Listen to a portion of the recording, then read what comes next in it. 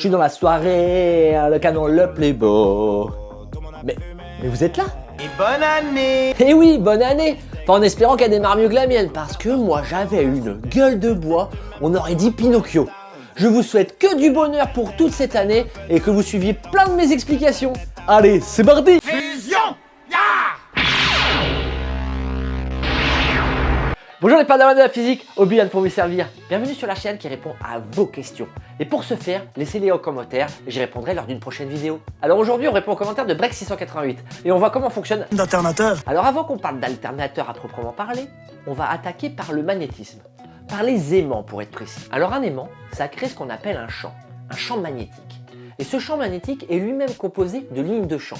Ces lignes de champ, on peut même les voir à l'œil nu. Il suffit juste de mettre de la limaille de fer au-dessus d'un aimant, et là, les lignes de champ apparaissent. Ces lignes de champ ont un sens.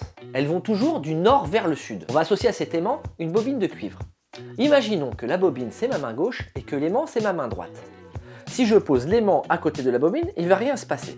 Par contre, si je déplace l'aimant vers la bobine, hop, là j'ai une tension qui va se créer aux bornes de la bobine. Et donc si je veux récupérer une tension en permanence, il faut que mon aimant soit toujours en mouvement.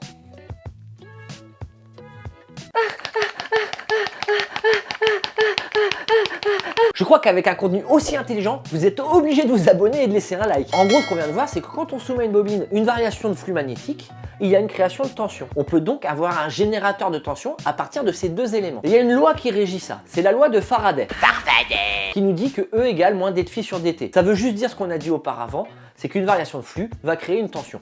Ça suffit pour ce qu'on a besoin. Donc maintenant qu'on sait ça, on va enfin pouvoir s'approcher de comment fonctionne un alternateur. Si au lieu de faire bouger de manière rectiligne l'aimant, on le faisait tourner, on approcherait du coup un nord, puis un sud, puis un nord, puis un sud, puis un nord, puis un sud, etc., etc., etc. Si on fait tourner l'aimant à vitesse constante, on se retrouve donc à une création de tension constante. Sauf que là, on va avoir une tension qu'on appelle alternative. C'est-à-dire que les électrons vont être un coup repoussés, un coup attirés. Un coup repoussé, un coup attiré. Pour rappel, quand on a une tension continue, les électrons vont toujours du plus vers le moins, alors que quand on a une tension alternative, ils vont À gauche, à droite. Donc revenons à nos moutons, si je crée un courant alternatif, on comprend mieux pourquoi ça s'appelle un alternateur. D'aucuns me diront que dans leur voiture, c'est pas du courant alternatif, c'est du courant continu. En fait, l'alternateur de notre voiture fournit bien du courant alternatif. C'est juste qu'il est redressé derrière. Comme ma bite. Mais non, ça n'a rien à voir. Ça veut dire que le courant devient continu. Quand on redresse un courant alternatif, on fait du courant continu. Si vous voulez que je vous dise comment on passe d'un courant alternatif en courant continu, on pourrait voir les convertisseurs dans une vidéo. N'hésitez pas, il y a les commentaires pour ça. Donc jusqu'à présent, on a vu que le flux magnétique était créé par un aimant, ce qu'on appelle un aimant permanent. Mais l'utilisation d'un aimant permanent va nous poser quelques problèmes, surtout sur la durée de vie. En effet, un aimant permanent va perdre de son champ magnétique au fur et à mesure de sa vie. De plus, on ne peut pas avoir un champ super élevé en utilisant des aimants permanents. Il va donc falloir nous trouver une nouvelle solution pour pouvoir pallier à ces problèmes. Cette solution, c'est l'électroaimant. L'électroaimant, c'est quoi? Eh ben, c'est encore une bobine de cuivre dans laquelle on va faire passer un courant continu. Cette bobine est composée d'un certain nombre de spires. Mais non, une spire, c'est une boucle de la bobine. Il y a donc plein de boucles, donc plein de spires. Le nombre de spires est important parce que plus il y a de spires, plus il y a de champ magnétique créé. Et donc, contrairement à un aimant permanent, si on ajoute plus de spires, on va avoir une puissance plus importante du champ magnétique, qui a son importance pour des alternateurs plus ou moins gros. Bien pour ça, on va utiliser ce qu'on appelle la règle de la main droite. Oh, you touch my tra-la-la. Ah non, pour savoir ça, imaginons qu'on enroule la bobine. Le courant passe par ma paume et ressort par mes doigts. Mon pouce va pointer le nord. Et c'est comme ça qu'on sait où est le nord et le sud dans un électroaimant. Donc maintenant qu'on a une bobine, un électroaimant, on est capable en faisant tourner l'électroaimant de créer un alternateur et donc créer une tension et donc pouvoir alimenter un réseau électrique, enfin du moins en théorie.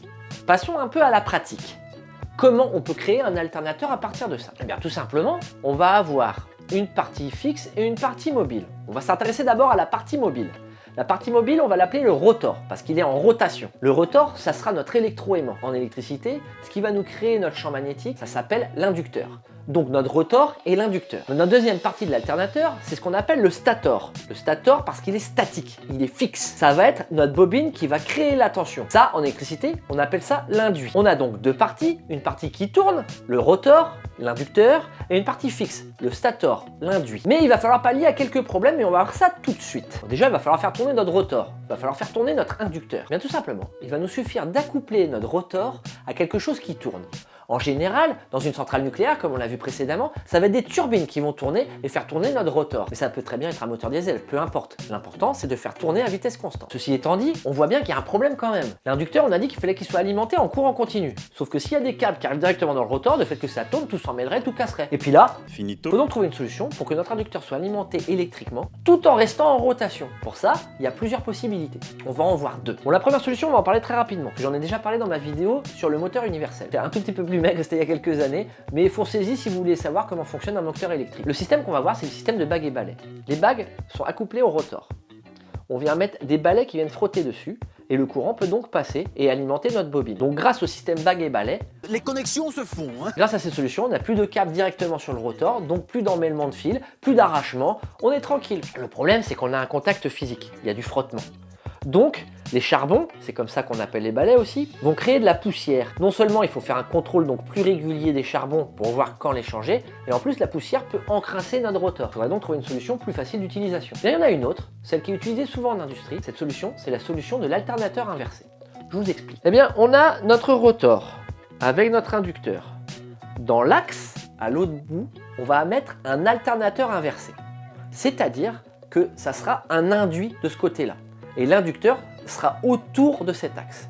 On inverse l'alternateur. Il suffit donc juste d'alimenter notre inducteur qui est statique, donc là on n'a plus de problème de câbles qui s'entremêlent, créer un flux. Notre induit qui tourne avec le rotor va créer une tension, on va pouvoir le faire remonter le long de notre arbre, redresser ce courant parce qu'on crée de l'alternative, ça on l'a dit, l'alternateur crée de l'alternative. Le système, c'est un système de diode, mais comme je disais tout à l'heure, si vous voulez qu'on parle des convertisseurs, il y a les commentaires. Et on va pouvoir le réinjecter dans l'inducteur et donc créer au stator une tension et le redistribuer. Voilà comment on se retrouve avec quelque chose de presque indépendant. En tout cas, sans problème d'alimentation électrique. Là, je vous parle d'un système alternateur inversé, mais souvent on parle d'un système à diode tournante. Mais peu importe. Il suffit juste de comprendre un peu comment ça marche. Ici, on voit des notions, je vous rappelle, on ne voit pas du technique pur. Et voilà, c'est comme ça qu'on crée une tension grâce à un alternateur. Vous savez que maintenant, dans tous les systèmes, les centrales, charbon, nucléaire, qui vont créer de la vapeur, faire tourner une turbine, il y a un alternateur derrière. Vous savez comment la tension est créée.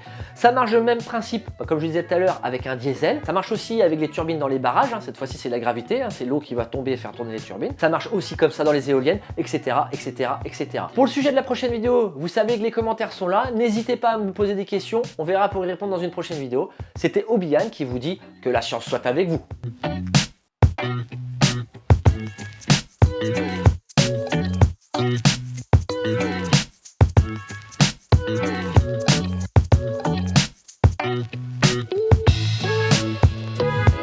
J'ai niqué la sœur de la mère de ta cousine, j'ai niqué la sœur de la mère de ta cousine!